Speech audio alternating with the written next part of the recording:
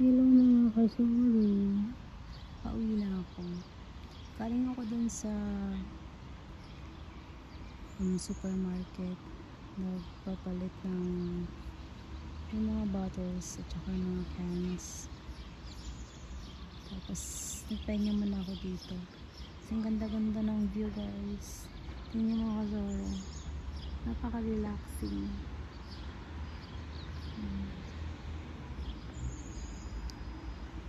Tapos matuturo ko sa inyo yung bahay. Yung white na yan. Gustong gusto ko yung yung pwesto niya. Pagdaan natin. Papakita ko sa inyo. Maglakad. Ganda-ganda ng view, guys. Nakaka-relax ng mind pag nakakita ako ng ganyang tanawin.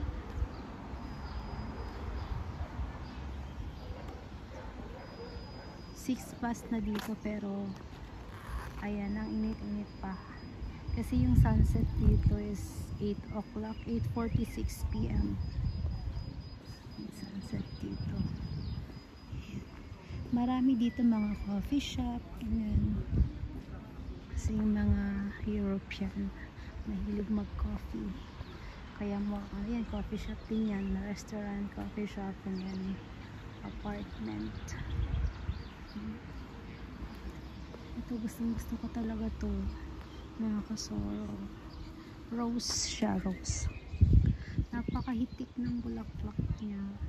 Napakaganda. Tapos, ano siya, yung parang tricolor na rose. Ang ganda. Ang hitik ng ano niya, bulaklak niya.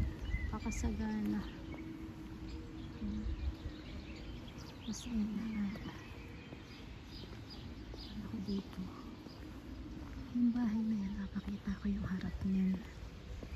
Hindi ko alam kung ano ba yan, yung nirerentahan or bahay bakasyonan kasi empty siya. Wala namang tao. Ang cute-cute talaga niya. Hindi pa ako nakarating doon. Pagka may time ako doon ako magwa-walk. Hindi na ako kung anong meron doon. Ito pa lang kasi ako sa paligid nito. Umiikot-ikot. Napakamaligaw tayo. Naalala ko yung nasa Indonesia ako, naligaw ako. Grabe, iyak ko, naligaw ako, wala pa akong internet. Ayan guys, so yung may na bahay. Wala akong nakikitang tao dyan.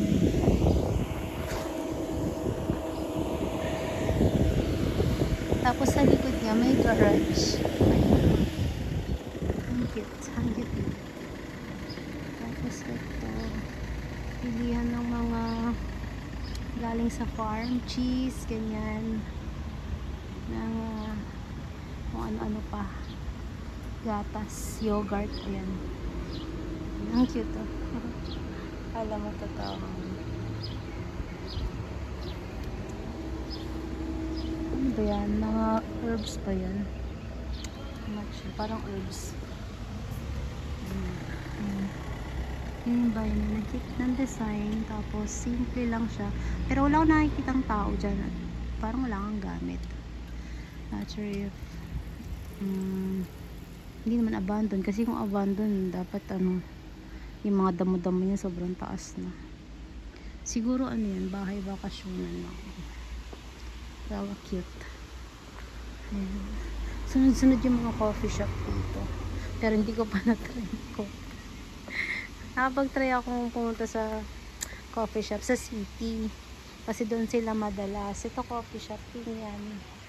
Halos puro coffee shop. Ito yun sa taas doon, coffee shop din. Yung coffee dito €1 and 60 cents yung maliit, yung pinakamaliit na. Kasi pagka ininom mo, alam, isang, ang sweet naman nun. Kita niyo yun. Sweet. Pag ininom mo, isang lagukan lang. Yung pinakamaliit na, ano, na cup. Tapos yung ano dito, ayan ang kapihan din yan. Ayan. Maraming kapihan. Doon meron din sa unahan kapihan. Tsaka ito, sa Aphrodite na kapihan. Gusto ko matry yan. Not now. Siguro if may ano na, may budget. Kasi yung Aphrodite is mahal. Mahal yung kanyang mga ano dyan, mga tinitinda. Kasi ang ganda-ganda, Rose. Gusto ko siyang kunin, pero bawal. Ayun o. Ang dami niyang bulaklak. Ito pagka summer. Tapos balita ko, i-open para sa amin yung swimming pool dun sa harap.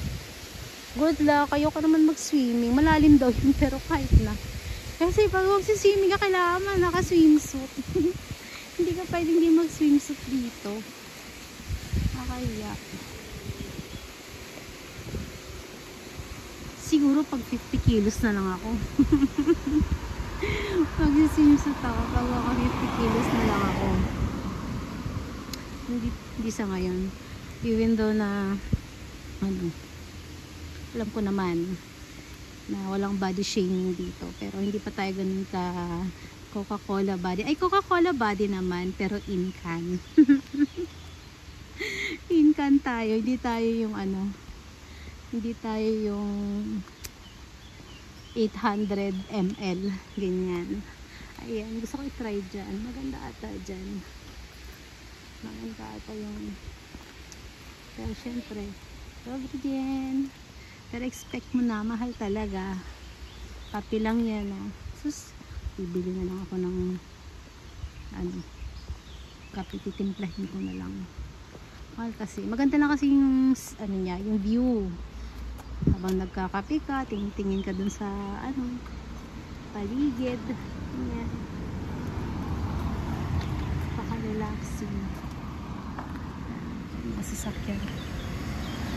Mas ginagawa ko dito mga kasoro kapag umuwi ako. Pag naiinip ako, boring ako ganyan. Pumipili ako ng mga sasakyan dyan.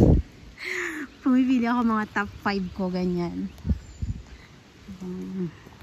Wala lang, pang alis boring lang. Top 5 ko.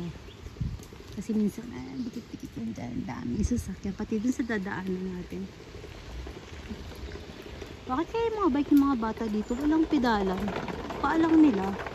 Wala ba ako nakikitang bike na ganyan ng kaliliit na may mga pang pedal? Wala, dire-diretso siya. Lalalala. Yan. Tika. Ayan, kakainta ako. Ayun na nga.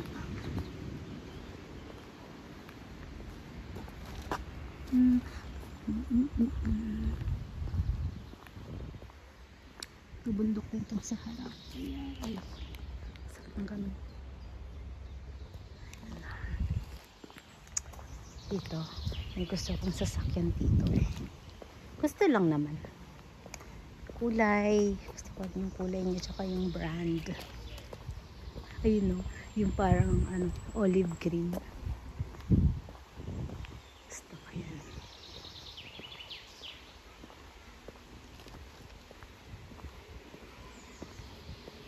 Ito, ayan. Paano ba pag-pronounce na to? Hugot? Hugot? Higot? Basta yun. Yan, gusto ko yan. Yung kulay niya gusto ko.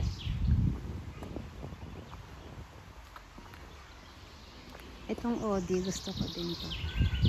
Yan. Yung ginagawa ko kapag dumadaan ako, wala lang, pang tanggal, boring lang. Pili na sa sasakyan. Magka-idea. Ito, sakop pa yan dyan ng park. Kasi tayo dadaan. Layo kasi sa kabila. Gusto ko naman for walking, pero ang dami kasing tao. Ewan ba, pag maraming tao, hindi ako mapakali. Kaya open na rin siguro nila to kasi sinimulan na nilang ayusin. Hindi lang siguro nila itong tanggalin yung mga damo-damo na yan. Halos ba yung palabas mga kasoro na ano, wrong turn. Parang nandun ako sa senior na yun. Nandun ako sa location ng wrong turn. Ganyan kasi yun, diba? Sa wrong turn. Tapos may ilaw, ganyan.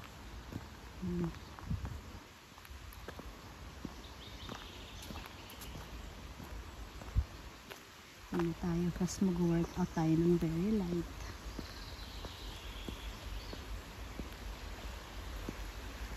Bago matulog. Kaya saan ako matutulog? Siguro mga 9 o'clock dito. Double check ko na yung alarm ko. Hindi ko narinig kasi kanina.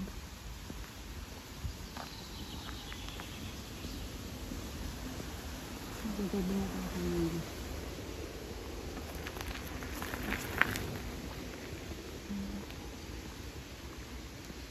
Okay guys, so putulin ko na tong aking video. Bye for now. Mga ka-Zoro.